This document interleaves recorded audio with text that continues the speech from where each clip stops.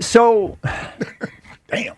So we start with last night's embarrassment. I actually want to start with the radio station because I think today has been an indictment on the entire radio station, WIP. On PD Spike's talking? Well, no, like host Spike. So I don't listen to the radio station that often. It's not because I don't like my teammates. It's because I want to keep my own sort of ideas in my head. I don't want my ideas taunted. I think of them when I wake up, blah, blah, blah, blah, blah.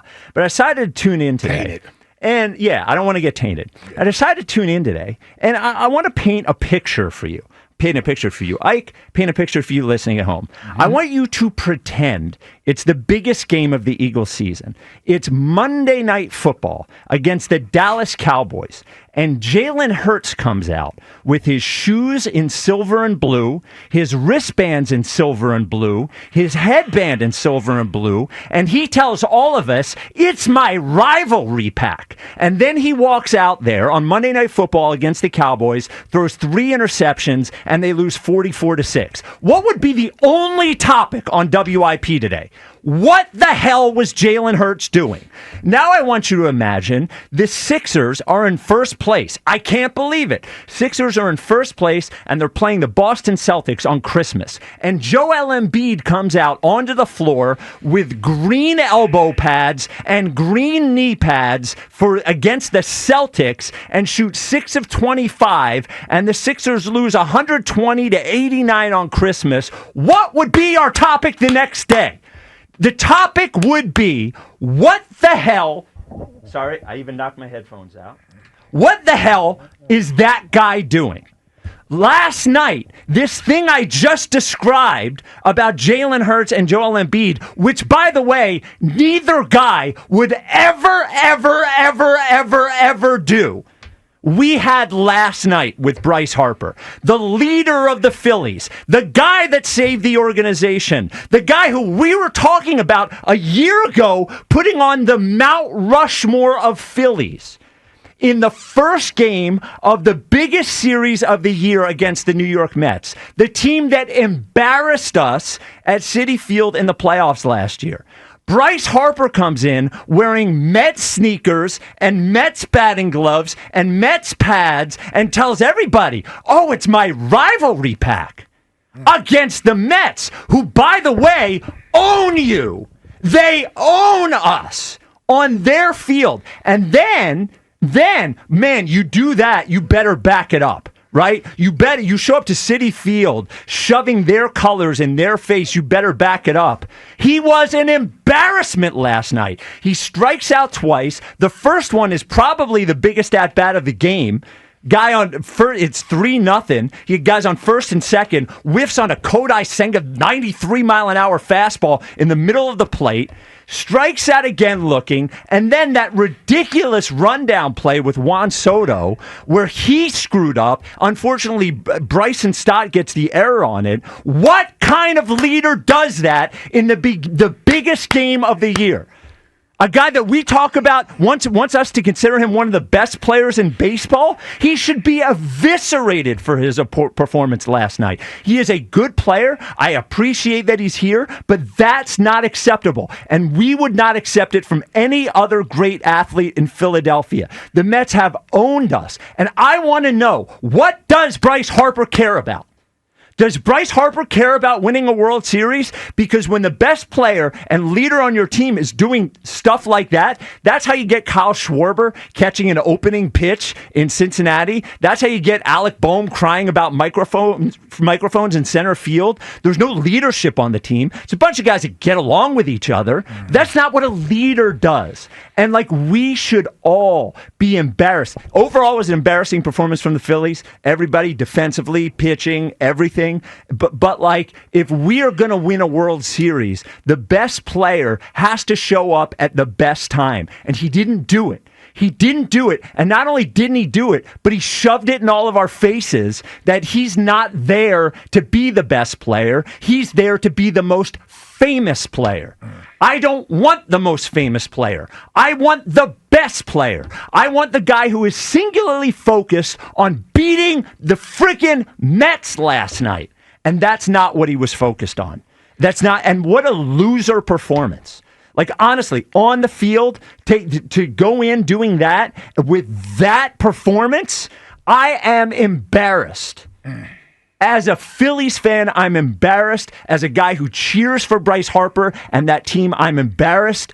Like, this is a... Last thing, I'm sorry. Yeah, go ahead, Cook. This is a big series. Like, I don't care that they were 7 games up on the Mets. I don't care. Teams blow 7-game leads. The Mets blew a 7-game lead to the Phillies in 2007. It happened. And like even bigger than that, even if we hold on the division and we play the Mets, we need to slay this dragon.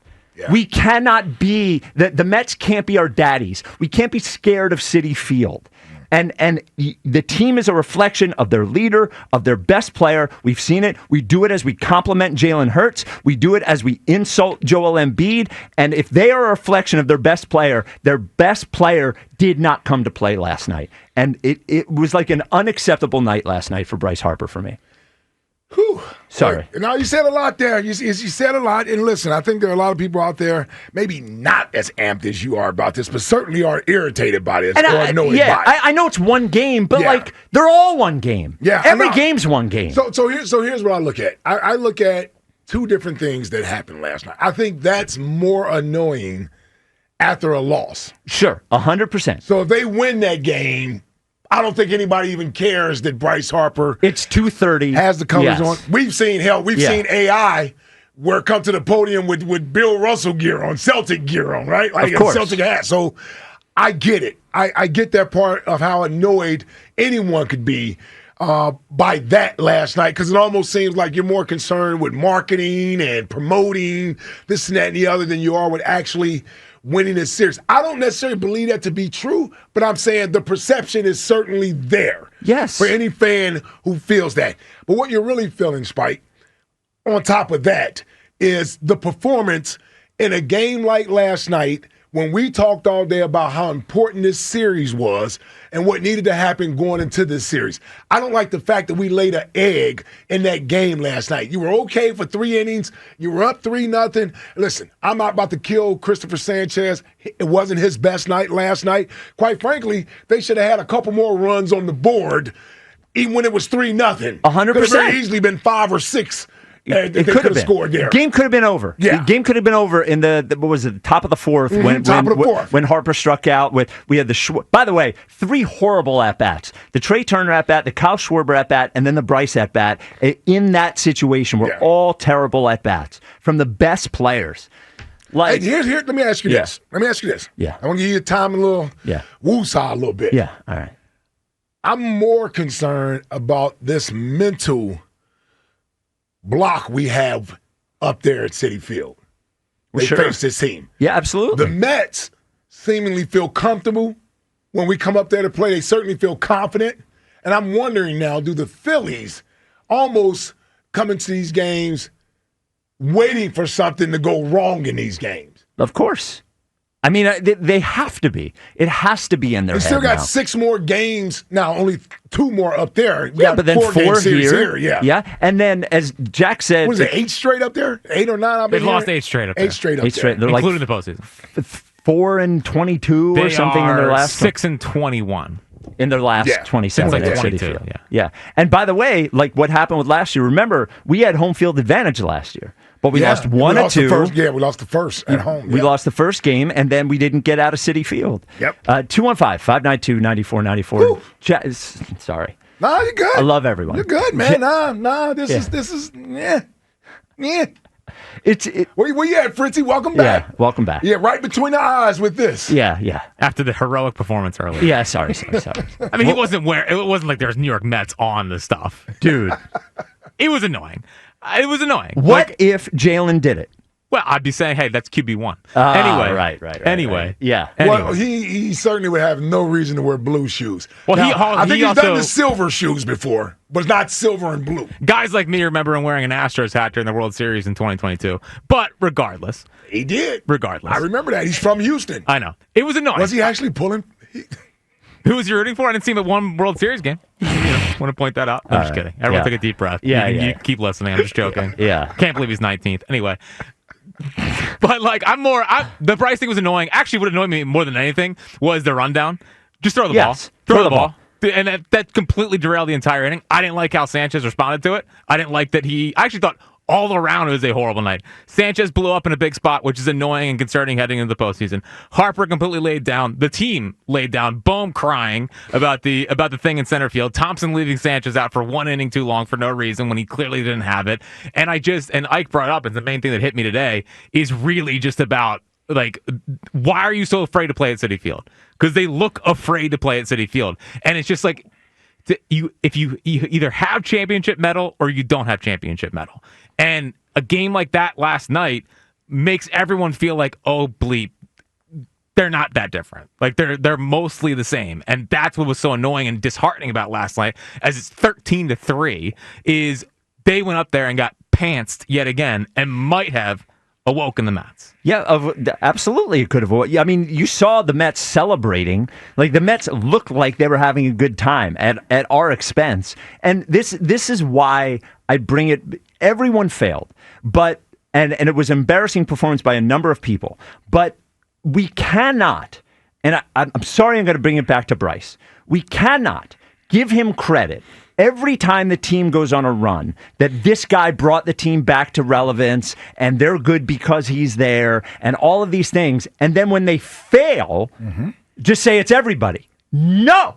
Like, that's not how it works here. Of course it's everybody. Like, he can't pitch. He can't field for Trey. He can't field for Alec Bohm. He can't throw for Jordan Romano. I get it. I understand. But, like, you have to understand, like, the imbalance of credit he gets. We are still talking about a home run from 3 years ago.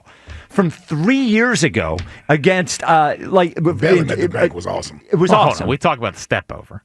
Yes, but what do I bring up all the time? They lost the series. Yeah. Like, I'm just saying, Bryce, they need a leader right now. Like, in a situation like this, where clearly the team is spooked by the other team and the place, they need a leader. They need somebody to step up and say, we've got this. And that's not what he exuded last night. It's obviously not just about the shoes and the pads and all those things, but it is about those things and then showing up and playing the way that he played. The strikeout against Senga was pathetic. The rundown was pathetic. The entire performance of the team was pathetic, but you can't say that they go as he goes, and then when they fail and he looked bad, not blame him too.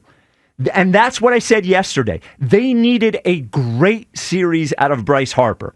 Win this, bury the team, show you're for real. And the first game out of the 3 games, they not only didn't get a great game out of him, they got a very bad game out of him. It's like, how many times do we see, Bryce Harper 1 for 4, Bryce Harper 1 for 4, Bryce Harper 1 for 4. Like, have a game, man. He extended his hitting streak to 9 games. It was a big hit. Just saying. 215-592-9494. A little heavy-handed over there. We let a lot of it go. I know. Yeah. Thank you. And you're right. Listen, Do you think he should wear it tonight? I got no qualms. He better not wear it ever again. What if he's trying to do the J-roll team to beat thing and, like, trying to put the target on his back and saying, like... But then he has to show up and be great. It's a hard game. Yeah. It's a hard game. 215-592-9494.